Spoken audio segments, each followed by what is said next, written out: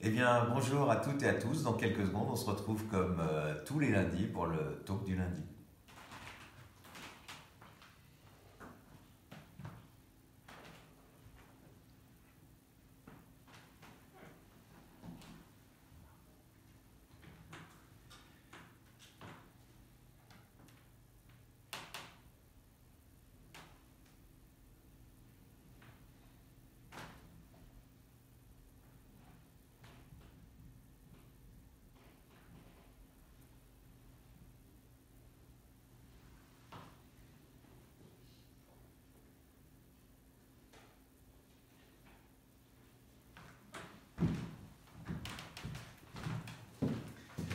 Eh bien, bienvenue pour ce nouveau talk du lundi. Heureux de vous retrouver.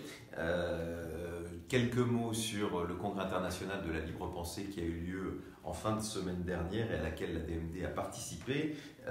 Pas de déplacement cette semaine, mais la semaine prochaine, je vous en parlerai, ce sera au Mans. Je vous parlerai aussi d'un appel européen qui est lancé par l'association Sœurs de la DMD en Espagne. Bien sûr, toujours l'appel à la mobilisation auprès des parlementaires et bien sûr du Conseil national consultatif d'éthique. Et puis aujourd'hui, pour moi, c'est un anniversaire un peu spécial. Ça fait 30 ans que j'ai appris ma séropositivité. Donc c'est pour ça que je vous remontre mon livre 30 ans de vie avec le VIH et je vous dirai quelques mots parce que c'est quand même ça un peu qui a aidé à ma mobilisation pour le droit de mourir dans la dignité. Alors le week-end dernier, durant plusieurs jours, ça a commencé jeudi, c'était le Congrès international de la libre pensée. Et je voulais moi en tout cas remercier la libre pensée, notamment en France, la section française de la libre pensée, d'aider autant la DMD dans son combat pour le droit de mourir dans la dignité. Ces dernières années, nous n'avons eu qu'à nous féliciter du soutien constant et permanent de cette association et c'est pour ça que nous avions accepté d'avoir un stand durant plusieurs jours et il y avait une session samedi après-midi sur le droit de mourir dans la dignité à laquelle j'ai participé, où je suis intervenu. Alors il y avait d'ailleurs beaucoup d'adhérents de la DMD, d'ailleurs souvent les adhérents de la DMD, certains sont aussi adhérents de la libre pensée ou le contraire, donc merci à celles et ceux qui sont venus et surtout merci à cette association de travailler avec nous parce que c'est important. Nous défendons bien sûr spécifiquement ce droit de mourir dans la dignité, mais il s'inscrit dans la laïcité, ce grand combat que porte très fort l'association pour la libre pensée et ce mouvement international qui nous dépasse. Et c'est important d'avoir pour nous des alliés qui nous aident. Et voilà, et donc c'est pour ça que je voulais les remercier. Vous les voyez d'ailleurs souvent sur le terrain, puisque la libre pensée est un peu organisée comme la DMD,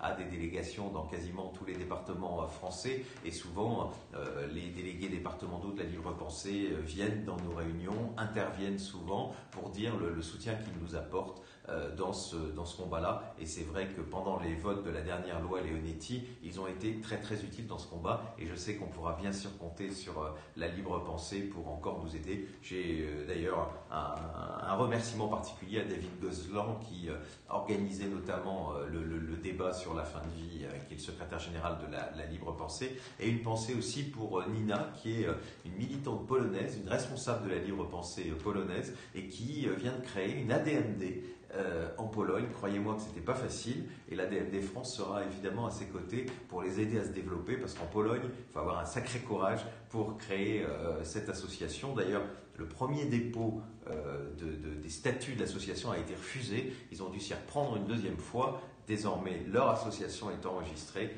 et la DMD Pologne peut commencer son travail. En tout cas, merci à Nina et on a été heureux. J'ai pu en plus passer un moment avec elle et avec Christophe Michel, notre secrétaire général, pour discuter, de voir comment nous, avec notre expérience, on pourrait les aider dans ce pays où la religion, comme vous le savez, a un poids très lourd et empêche tout combat laïque et tout combat notamment pour le droit de mourir dans la dignité. Alors cette semaine, je n'irai pas vous rencontrer en province, mais la semaine prochaine, je suis invité au Salon du Livre au Mans et Philippe Jamet a proposé qu'il y ait une petite rencontre en fin de journée avec celles et ceux d'entre vous qui le souhaiteront. Donc je serai heureux de vous rencontrer au Mans la semaine prochaine, mais j'aurai l'occasion de vous en parler lundi prochain. Aujourd'hui, je voulais vous dire, comme je l'ai dit en introduction, un mot sur cet appel qui a été lancé auprès des députés européens. L'association Sœurs de la DMD en Espagne, alors c'est une fédération avec plusieurs associations, a décidé de mobiliser aussi les députés européens. Elle lance lance donc un appel que la DMD France a relayé.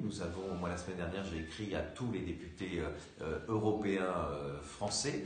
Et le 8 novembre, au Parlement européen, aura lieu une grande conférence avec des associations qui luttent pour ce droit, espagnoles, belges, suisses, anglaises, françaises, allemandes, etc., qui viendront expliquer leur combat dans leur pays, et nous aurons un panel de députés européens qui interviendront aussi dans cette journée. J'aurai l'occasion d'y revenir, mais c'est aussi important, même si vous savez, les lois sont des lois nationales, mais c'est donc peut voter notre propre Parlement, mais c'est important aussi qu'on mobilise au niveau européen pour qu'on puisse obtenir ce qu'ont depuis si longtemps nos amis hollandais, nos amis belges, nos amis luxembourgeois et d'une autre manière nos amis suisses, même si, comme vous le savez, ils ne font pas partie, eux, des institutions européennes, mais ils sont quand même européens.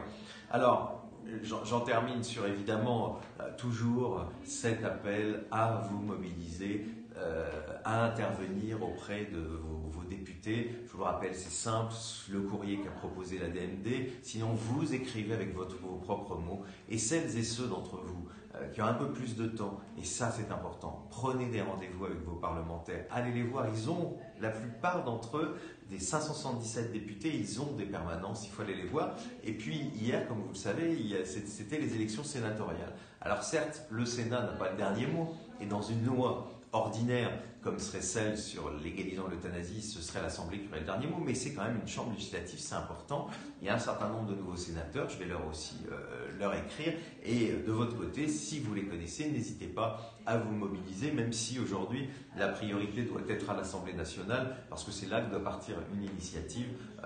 Je vous rappelle qu'en plus, l'année prochaine, ce sont les révisions des lois bioéthiques. On ne doit pas rater ces moments-là, on ne doit pas rater l'année 2018. Voilà, je termine. Alors donc, c'est pas le livre du jour, mais c'est quand même, oui, le mien, qui est sorti il y a quelques mois. Et c'est l'occasion parce que il y a 30 ans, jour pour jour, un 25 septembre 1987, j'apprenais ma séropositivité. Et dans les mois qui ont suivi et les années qui ont suivi, j'ai vu mourir énormément de jeunes, de gens qui avaient 20 ans, 25 ans, dans des souffrances insupportables, des gens qui demandaient à être aidés. Et évidemment, vous imaginez, quand vous vivez ça à la fois dans votre chair et que vous avez les gens autour de vous qui meurent dans des conditions comme ça, ça vous donne en tout cas une volonté de vous battre pour que plus jamais ça. Pour que plus jamais des gens soient forcés à vivre dans la souffrance, à vivre jusqu'au bout de souffrances absolument et d'agonie absolument terribles. J'ai vu combien de jeunes garçons, de jeunes filles aussi, hurler leur demande de mourir. Et donc ça a ancré cette conviction très forte. C'est pour ça que jeune, je me suis engagé pour le droit de mourir dans la dignité. Donc en cette journée très particulière pour moi, qui montre que j'ai eu beaucoup de chance. D'ailleurs, vous savez, c'est toujours très difficile de se dire pourquoi je suis encore là et pourquoi les autres ne sont pas là. Mais cette chance qu'on m'a donnée, c'est justement une chance pour mieux militer contre le sida, qui est mon premier combat. Vous savez, quand je suis arrivé à la DMD, tout le monde le savait, j'ai toujours dit que je n'abandonnerai jamais ce combat, et ce sera toujours un combat important pour moi.